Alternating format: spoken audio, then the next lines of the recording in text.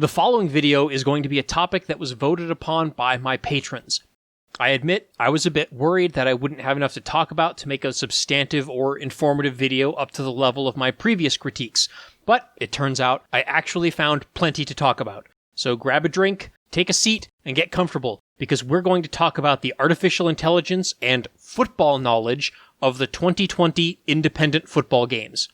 I will continue to put up polls on my Patreon page for future video topics. In fact, there's one already up there now about whether or not I should check out any of the NFL Street games in anticipation of 2K's inevitable release of an NFL licensed arcade game, and also as a point of comparison for Madden 21's new The Yard game mode. If you would like to have a hand in shaping the content that I create, I invite you to check out the Patreon page, and I hope that you'll consider making a contribution. Now, I have to preface this critique, along with many of my other videos, by reminding my viewers that these indie games are made by small, independent studios with very small teams of developers, very limited budget, and few resources. In the case of Canuck Play, they had one full-time developer up until about last year when they started hiring some more. Axis Games has a handful of developers, but as far as I know, they're all working part-time. It is unreasonable, therefore, to expect either of these game studios to create a game that captures the strategic complexities of a game as complicated and with as many moving parts as football, given these budgetary, resource, and person power constraints. I also want to remind viewers that I'm about to say very critical things about both games, but my criticism is not meant to be taken as an indictment of the games or of these studios, nor should it be taken as me saying that consumers should not purchase the games or support these companies. Instead, these critiques are intended to point out the weaknesses of the games so that my fellow consumers can make informed decisions with regards to whether to purchase the games, and also to highlight areas where I hope both Canuck and Axis will improve the games in future releases. I intend for this to be constructive criticism, and I hope that it is taken as such by everybody who watches it. I want football video game fans everywhere to support these companies and to play these games. Giving them our support is the only way that these studios will be able to grow, hire more developers, and eventually, maybe, hopefully, make a simulation football game that lives up to the standards set by the classics like NFL 2K5 or NCAA Football 14. At the very least, our interest in and support for these games will help show EA and 2K that there is a demand for simulation football games and that consumers will spend money on football games that have deep, robust career modes and which do not have pay-to-win casual online modes based on microtransaction economies.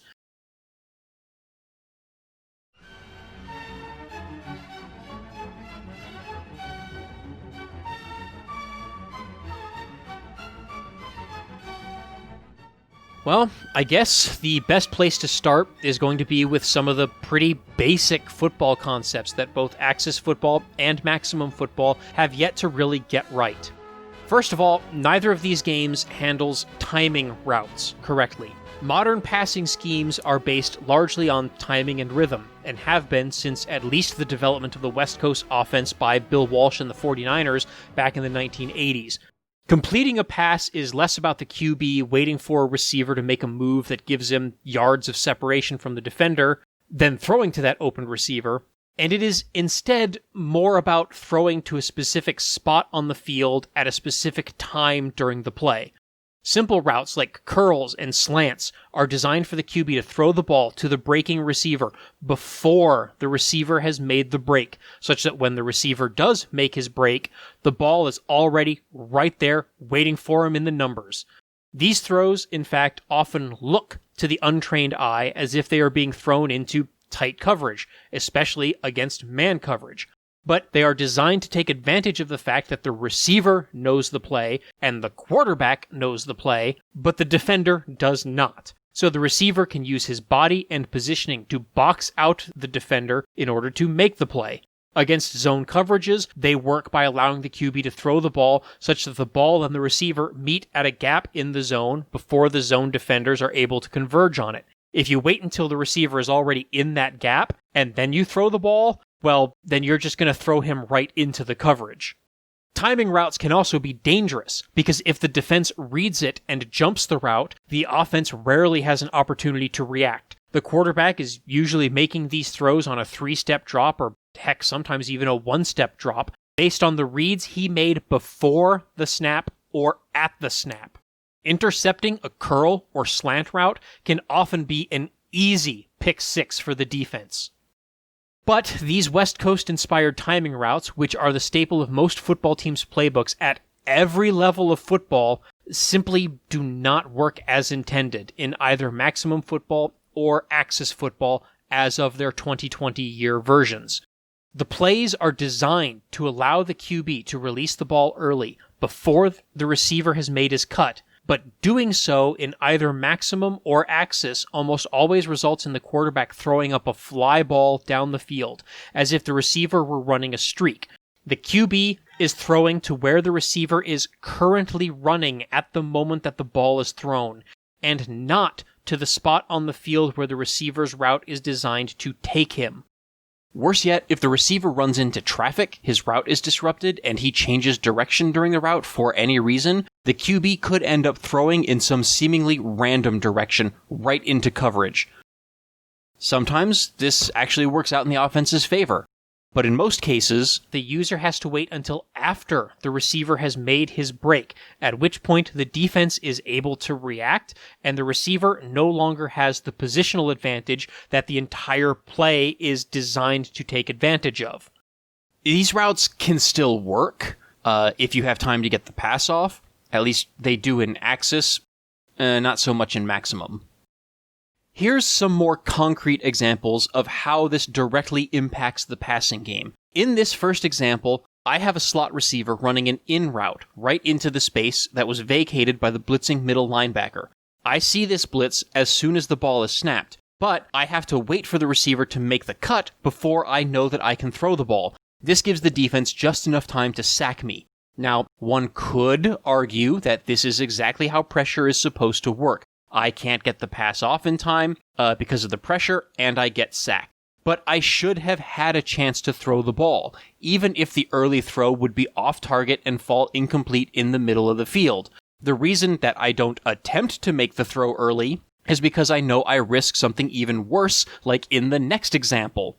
In this second example, you can see two of my crossing receivers run into each other and get stuck. I throw the ball, expecting the receiver running the out to have made his cut and cleared the other receiver, but since the receivers run into each other and get stuck, the QB throws right into the coverage where the ball is intercepted, instead of outside to the numbers where the receiver is supposed to be going and where there isn't a defender in sight. So as much as I dislike Madden and as much as I hate having to say positive things about it, I will begrudgingly admit that this is one of the areas where Madden, being a big budget game with 30 years of iterative development and like 100 developers working on it, definitely has an advantage over these indie games. Madden does implement timing routes, and it has for quite a long time, though it did take years, or maybe even a couple of decades, for EA to implement timing routes correctly in Madden. The 2K football games also, as far as I recall, correctly implemented these sorts of routes. In these indie games, you have to wait until the receiver has already made his cut, then hope that he has enough separation from the cover man to be able to make a clean catch. This means that the receiver's body doesn't get to box out the defender and give him an advantage against tight man coverage. It also means that the offense cannot target gaps in specific zone coverages. The aforementioned curl and slant routes would, in real football, be very effective against soft zones on the outside. But if you do what you're supposed to do and throw the ball just before the receiver makes his cut in one of these indie football games, you'll end up throwing the ball too far downfield and right into that bailing zone that the entire play is designed to squeeze underneath. Hey, at least post routes still work well against cover 2, largely because you have to wait until after the receiver cuts to the post anyway, so that he clears the linebackers. Small victory. In fact, Axis Football's play designers seem to have cheated a little bit in order to make the game's quick slant plays work as a quick slant. Instead of taking a step or two upfield before cutting into the slant, the receivers in Axis' variant of quick slants just break immediately into the slant as soon as the ball is snapped. In this way, the QB actually can release the ball after a one-step drop and still complete the slant as intended. Axis quarterbacks are also generally better at putting the ball where I expect it to go compared to maximum football, and receivers and defensive backs are similarly better at reacting to the ball in the air.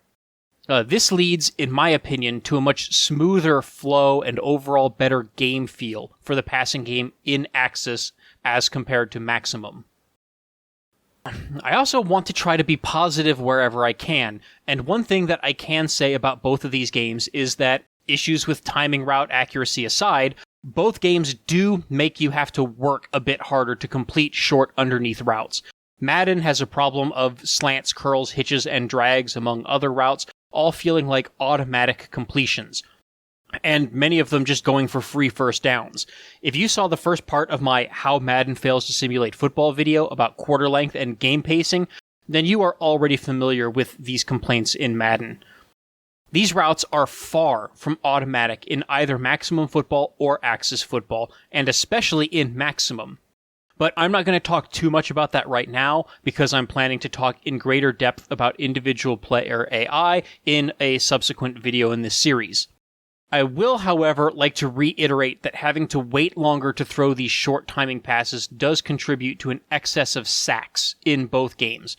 I have to wonder if even the CPU QB has the same problem of having to wait too long for a route to develop, and that this might be contributing to the large number of sacks that I'm able to accumulate in both games, despite having relatively mediocre defensive lines. For example, look at this play in Axis, in which I'm waiting for my wideout to make his cut towards the corner on a deep corner route. I have to wait for him to cut to the outside before I can throw the ball.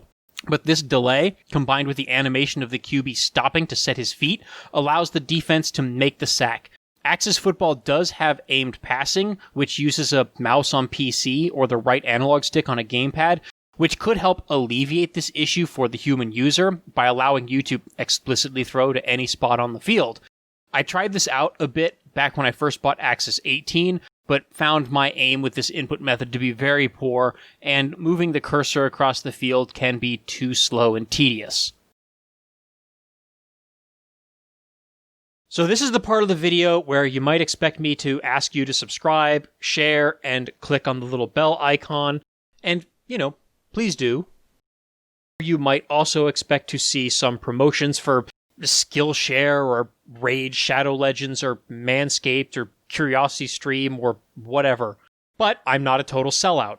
My content is entirely funded via Patreon contributions from viewers like you. If you enjoy this content and would like to see more of it, I hope you'll consider supporting my YouTube channel and blogging activities through Patreon. Supporters will get previews of upcoming content and notifications when new video content is published. Higher tier contributors will also gain additional perks such as early access to select content and to polls that will help determine what content I will produce in the future. Additional perks may be added to each tier as my channel and support grows. If my support base grows large enough, maybe I'll even create a Discord server or a discussion forum, or heck, maybe even start offering swag. Also, don't forget to check out the blog at www.megabearsfan.net and to follow me on Twitter @megabearsfan. Thank you for your support, and a heartfelt thanks to everyone who is already supporting me and contributing. Okay, now that the shameless self-promotion is out of the way, what the heck were we talking about again? Oh yeah!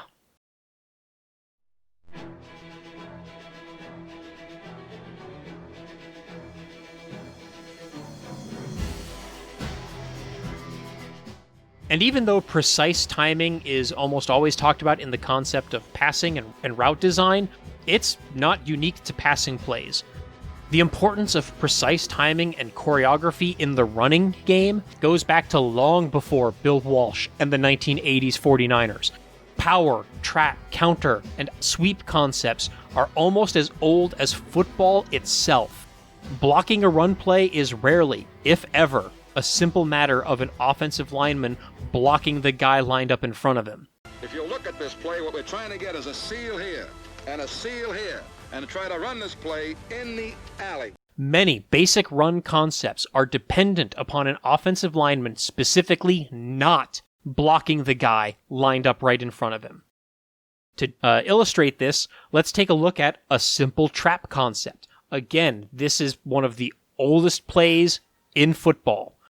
The way this play is supposed to work is that it, according to its namesake, traps a defensive tackle coming into the backfield and seals him off with a pulling block from the other side of the formation in order to create a seam for the runner. The trap is best run against a defensive tackle playing a 3 technique, meaning that he is lined up on the outside shoulder of the offensive guard and in the B gap on the play side. The guard and tackle are supposed to leave this defender unblocked. Do not block him. The guard on the play side will block down, meaning he goes to the inside to either help the center double team the other tackle, or, in more cases probably, he's going to the second level to block an inside linebacker. Or he does both. He chips the double team block and then releases to go after the linebacker. The unblocked defensive tackle is therefore expected to come into the offensive backfield untouched, where a guard pulling from the offside of the play will blow him up from the side, almost like a car being T-boned at an intersection. With the defensive tackle sealed by the pulling guard and the playside guard and tackle in the second level blocking linebackers, there is supposed to be a large seam for the running back to gain an uncontested 4 or 5 yards. The most immediate threat will be a safety. If the runner can either dodge or run over that safety, then he can break the run for a huge gain and possibly a score. The counter concept works similar, except that the play begins with the running back faking a step to the offside before cutting back to the play side. In addition to the pulling guard sealing off the defensive tackle in the gap, the counter is also intended to get the entire defense flowing in that fake direction, so that all of the downfield blocking offensive linemen will have extra leverage on sealing those blocks. They'll use the defender's own momentum against them when the runner cuts back against the grain. These plays are in the playbooks of Axis football, complete with pulling guards and tackles, but they don't get blocked the way that they are supposed to be in real life. Playside blockers do not leave the 3 technique defender unblocked for the pulling guard to seal.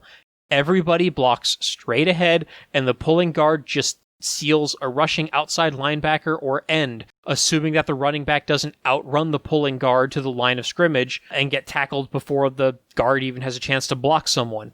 This straight-ahead blocking does not create the intended seams in the defense because the timing and positioning of the blocks is all wrong.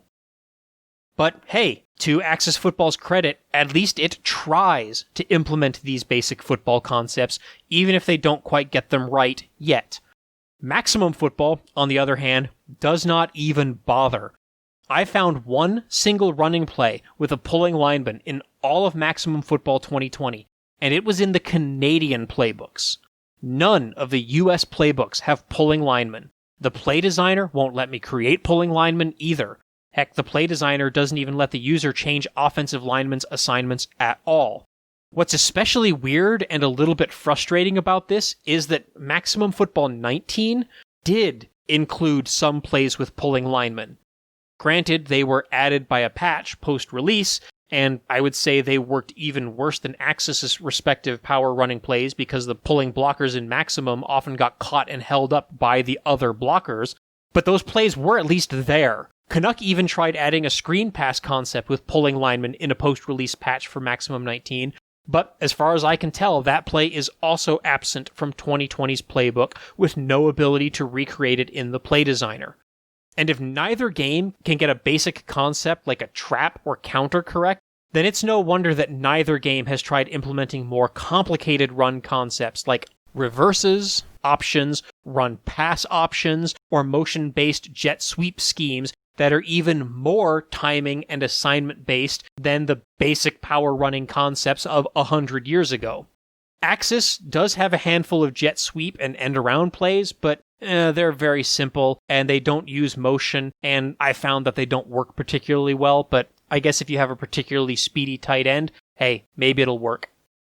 There are, of course, other plays and concepts that these games don't quite get right. They don't particularly do screen passes or draw runs particularly well either.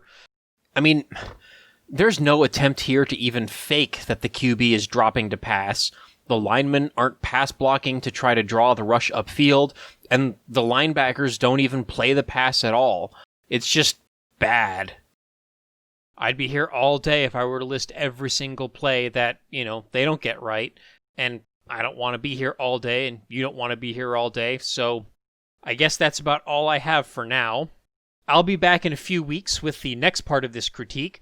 I was originally planning on this critique only being 2 parts, with the first part being bigger team football knowledge and the second part being individual player football knowledge, but I decided to break it up into 3 parts instead so that I could turn each part around a little bit quicker and get it released to the public. The next part will discuss the quote-unquote coaching of Maximum and Axis Football 2020. The team play calling and game strategy, clock management, those sorts of things. The third part will then dive into individual player AI and situational awareness. I hope to see you back for those 2 follow-ups. The next parts will have a little bit more positive criticism of the games, as both games tend to handle play calling and individual player awareness a little bit better than the broader play design that I discussed these past 20 minutes. But both games are definitely still far from perfect. So there's, again, also going to be a lot of negative criticism and room for improvement. Remember to subscribe, follow me on Twitter, or check me out on Patreon in order to get notifications when the next video critique is published. In the meantime, stay safe, stay happy, and enjoy what's left of the football season.